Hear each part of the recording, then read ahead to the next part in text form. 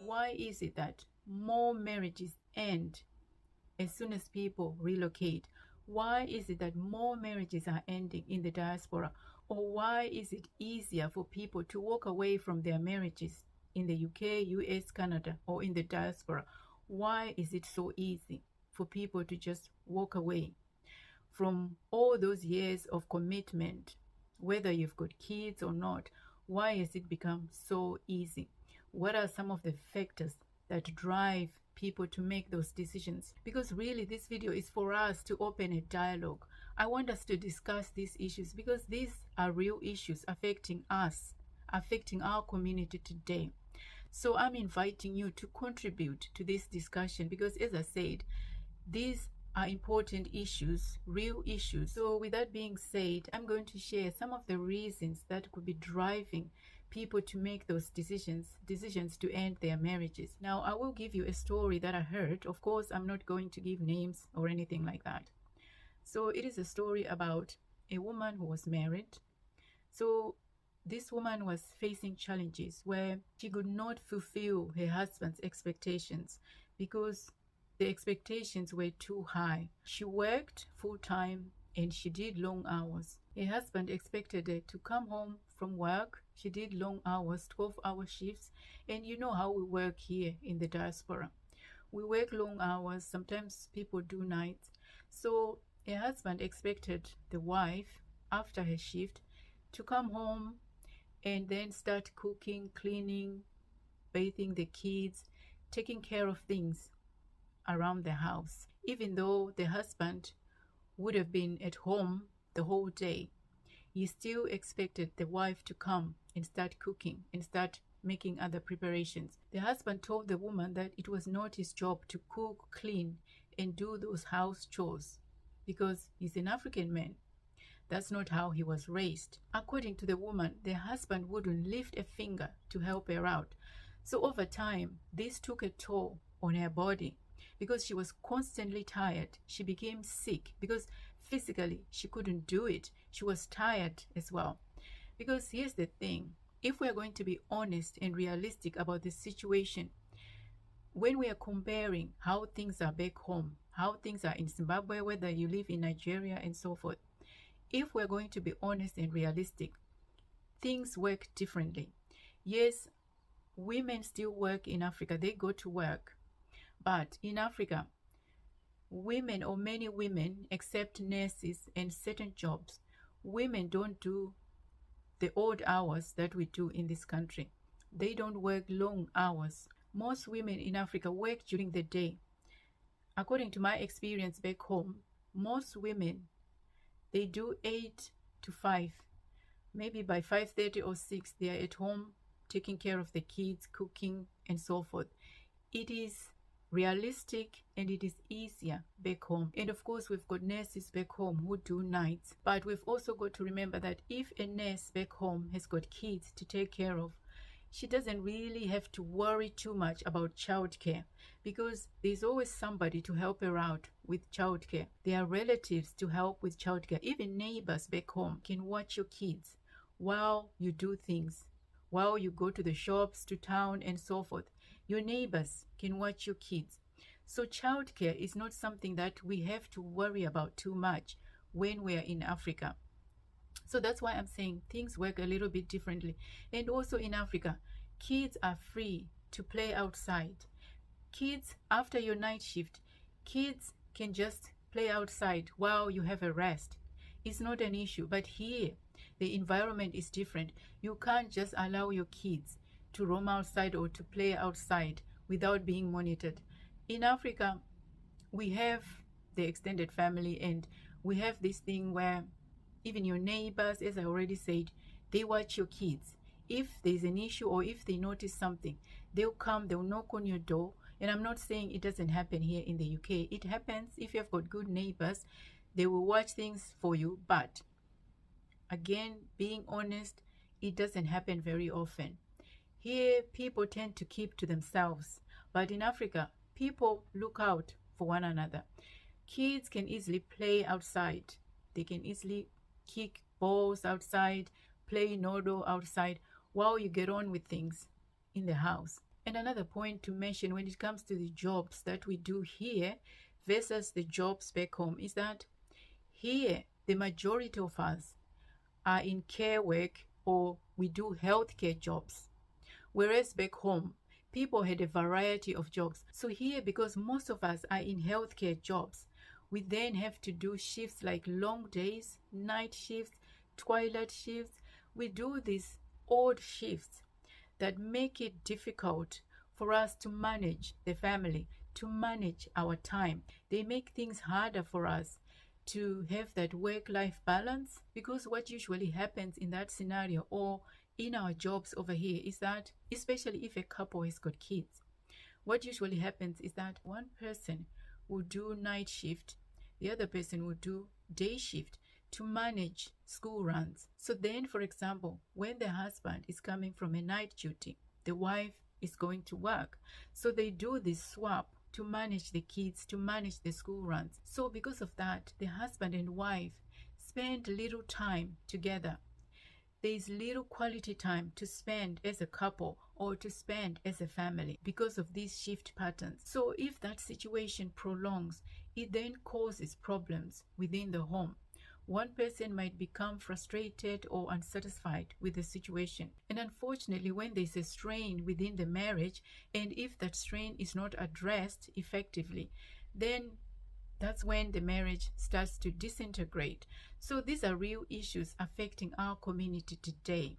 And as I said, I just want us to discuss these issues. What do you think? Do you think that these are the real causes of marriages ending in the diaspora, or do you feel that there is a deeper issue driving the marriages to end?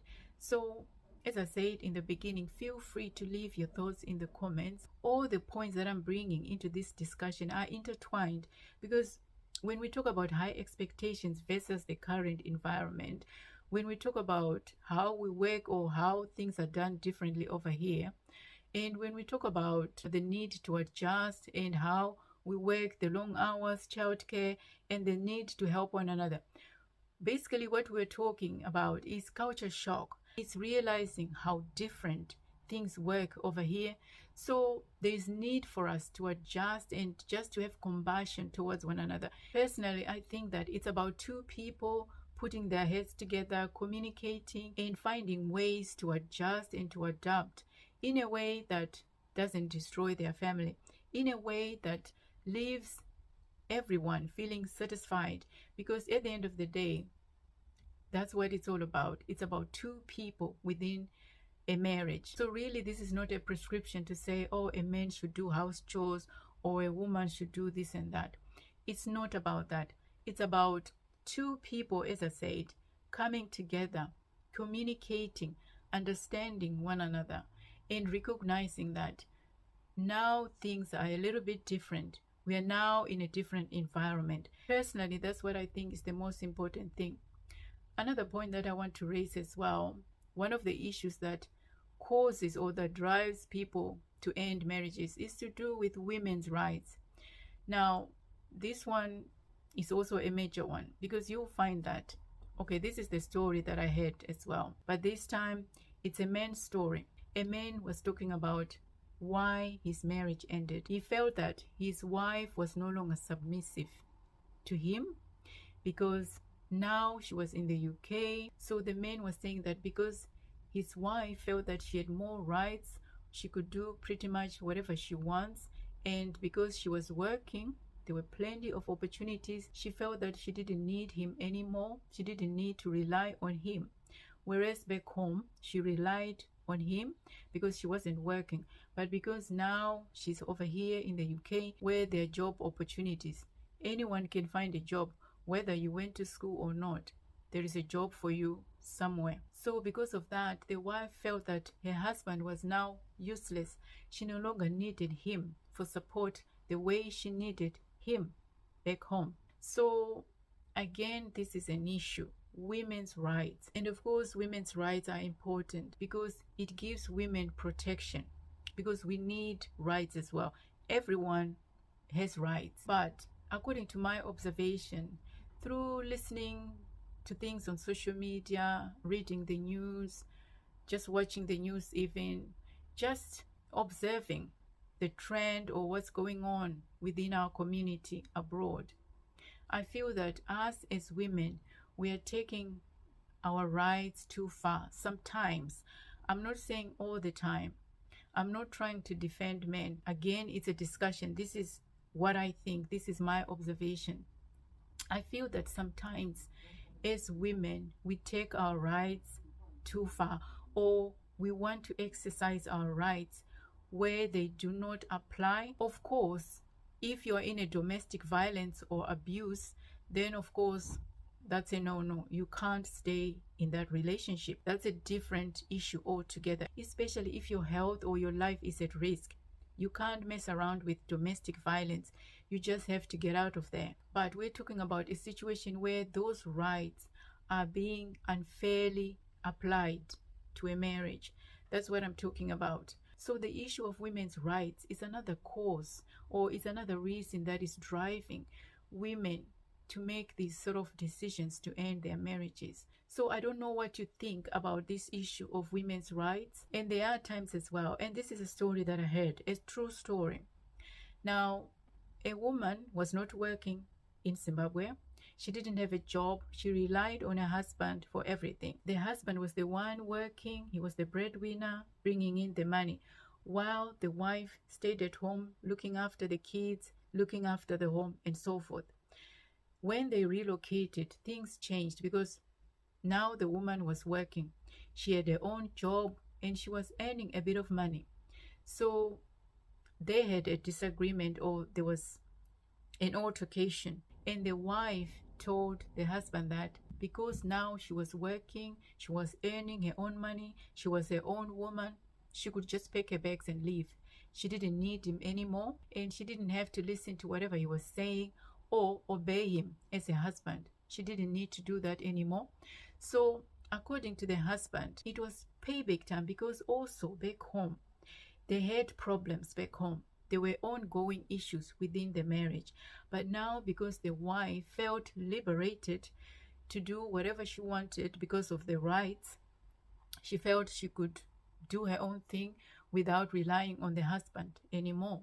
She felt she was liberated to do whatever she wanted. She didn't need to listen to her husband anymore. She didn't need to submit to her husband anymore.